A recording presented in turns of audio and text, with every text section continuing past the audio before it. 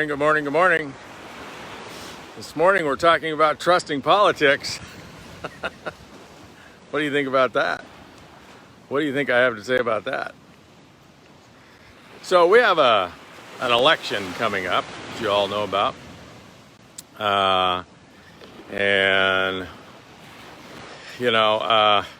It's going to be probably the most important election in maybe, I don't know, the last 100, 200 years, something like that.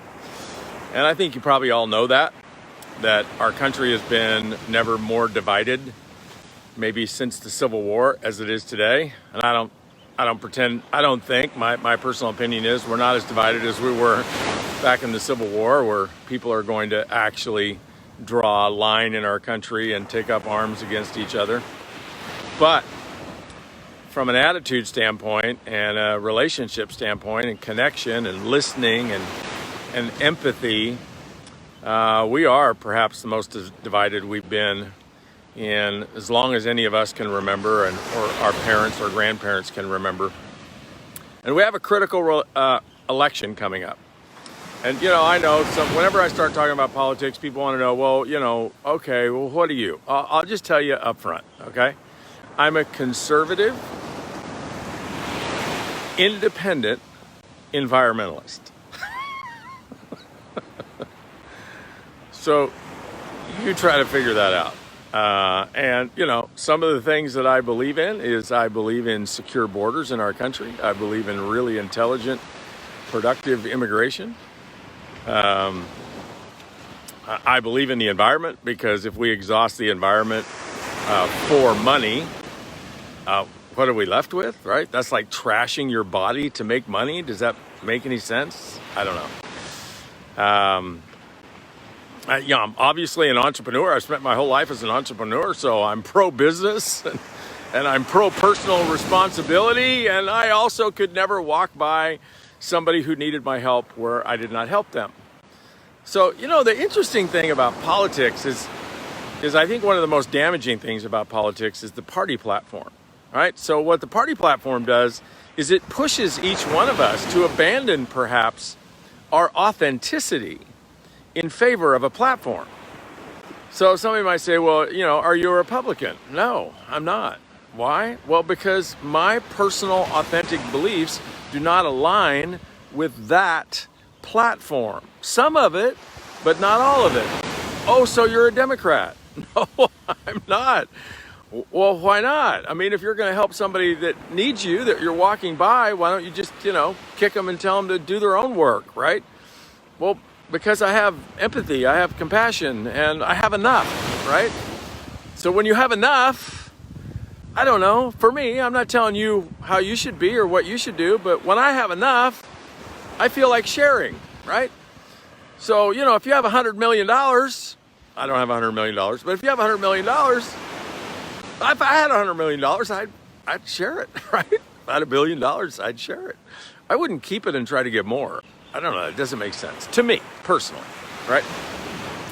So why am I not a Republican or a Democrat? Because they're not people. They're not authentic. They're not individual. They're not adaptable, right?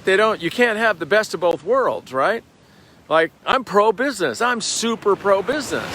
Super pro-business, right? I think a lot of regulations that regulate business ought to be gone. For example, consumer protection. I believe in consumer protection. I believe in transparency and ethics and all of that. And I also believe people should be responsible for their own decisions, right? If you buy something, if you join some program and you don't like it, well, you made that decision, right? Now, do I think companies should be able to defraud you? Absolutely not. But see, you can't capture that kind of intelligence in a party, right? You can't capture that kind of authenticity in a party platform. I think the worst thing that's ever happened to politics in our country is parties, right? How about if there's just people? How about if there's just people? And then, what really inspired me to talk about this today was we've all gone crazy parroting as though it's true what we hear other people say. And other people would be social media and the media. So we read something on social media, or we hear something on the news. And social media includes every podcast, every blog, every vlog, every article, every newscast, right? That's social media and the media. So all of those people, whoever those people are, those people said. And so where we've gone crazy, folks, as a population, we've just lost our minds because perhaps we don't have one in the beginning. Like we just don't have the distinction, critical thinking, or authenticity.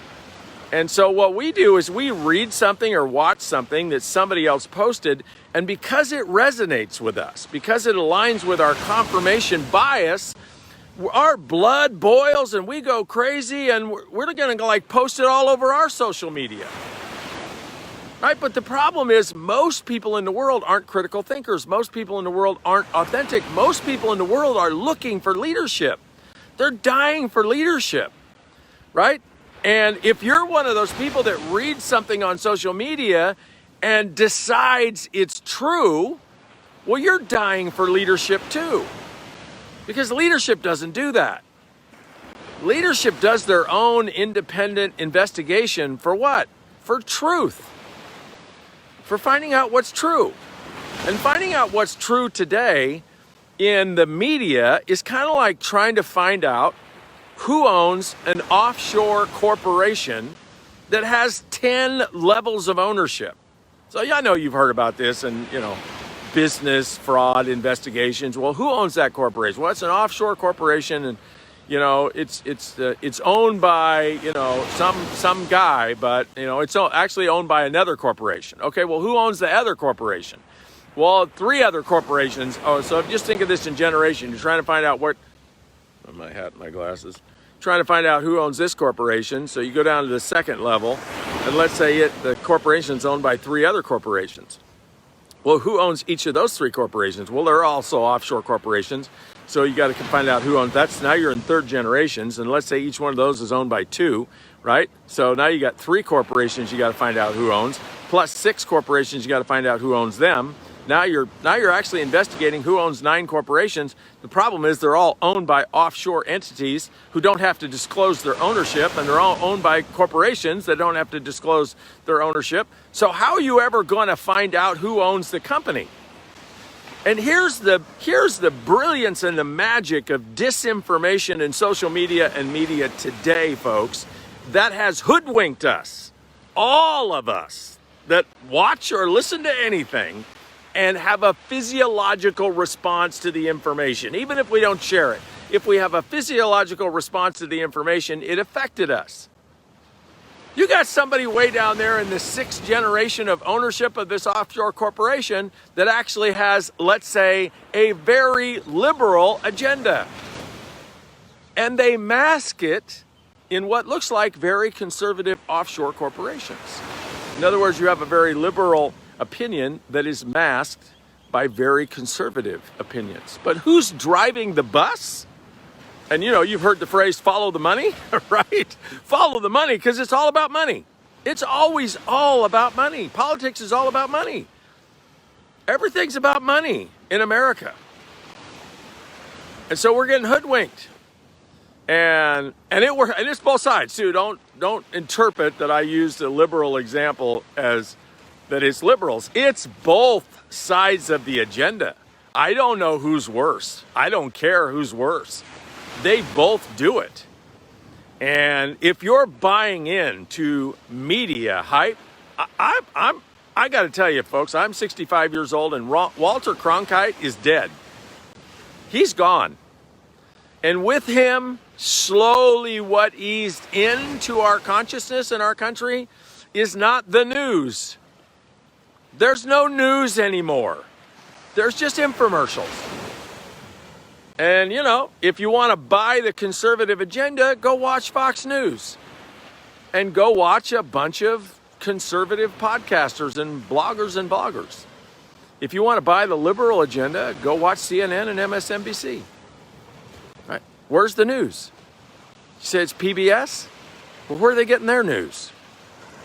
Right? So I just saw something the other day, which was like, the CDC said there's something like 175 COVID deaths. But all the media is saying they're like 199,000 COVID deaths. And I'm thinking about, well, who's responsible for the discrepancy of 25,000 deaths? Not that it matters. It doesn't matter. It's like that number's crazy, right? And then I just heard like a very conservative politician say that 6%, this is what he said. This is what inspired me to talk about this today. Very conservative, very high up in the conservative party, just said on one of the biggest podcasts in America, he just said, as though it's a fact, that 6% of all of the COVID deaths were caused by COVID, and all the rest of them were caused by, compromised, they had diabetes or they had heart disease. And he said they were going to die within a year anyway. And I'm thinking, how does he know that? Where did that 6% come from? You know where it came from? It came from an offshore corporation. And you want to know where that offshore corporation got the 6%? From the 3 second-generation offshore corporations. And you want to know where they got the 6%? From the 6 offshore corporations that own them. In other words, you'll never find out where that 6% number came from, who fabricated that number, or even if it's true. I'm not even saying it's not true. How would I know? I have no idea. And I suggest you don't have any idea either. Here's what we do have. We have us. So don't trust politics. Don't trust the news. Don't trust the pundits. Don't trust the leaders out there. Trust the leader right here. And if you want to know which way to vote, here's a suggestion for you. Just watch and listen to the person that you have an opportunity to vote for. And it's really 4, right? Or 2. Right? So watch and listen. Watch and listen, watch and listen. And if you have any actual facts that you can prove of some things that they've done, like, so you watch the walk and you watch the talk. Now, normally I wouldn't suggest that you watch the talk, but in this case, it might give you a clue as to who someone is. And was it Maya Angelou who said, when people show you who they are, believe them the first time. When people show you who they are, believe them the first time. And maybe make your voting decision in November based on, not on being some drone, not on being some product of a very brilliant marketing scheme. How about make the decision based on your authentic values? Like, trust you. And, maybe that won't change who you vote for. Maybe it'll have you look at your party's platform. I wonder how many of you have actually done that. I haven't done it because I'm not going to vote for either one of those parties, but I mean, that'd be an interesting thing, right? What if you actually read the party's platform? What does the party stand for? What if you read every word of it? I don't know. Most people don't do that, right? What do? They watch the infomercial. And the infomercial is produced by somebody with an agenda 7 levels deep with billions of dollars at stake. Even perhaps trillions of dollars at stake. And if you and I ever think that we're pawns in all of this, we're absolutely right. We are total pawns. Because unless you have a net worth of at least $1 billion, you're a pawn, and I'm a pawn. But we do have one thing they can't take away from us. Not yet, anyway. We have a vote. And we have this weird electoral college thing, which, that didn't make any sense at all, right? Which, I mean, that can, screw us out of an election. But, hey, it is what it is. That's the ground rules. But we do have a vote, and it influences the electoral college. And so I encourage us this time to vote, no matter what. And vote with your authentic values. And don't vote with the infomercial. And for gosh sakes, don't be campaigning out there in social media, spewing a bunch of rhetoric. You have no idea at all whether or not it's true. It makes you look like a fool. And you lead people down a bad path. Anyway, that's my opinion this morning from Hula Point Beach in my bubble where there's no COVID and there's no political rallies. And there's only one gas station and one grocery store. And I didn't even have to become a billionaire to get here. All I had to do is build a network marketing organization. There's my plug. See you tomorrow.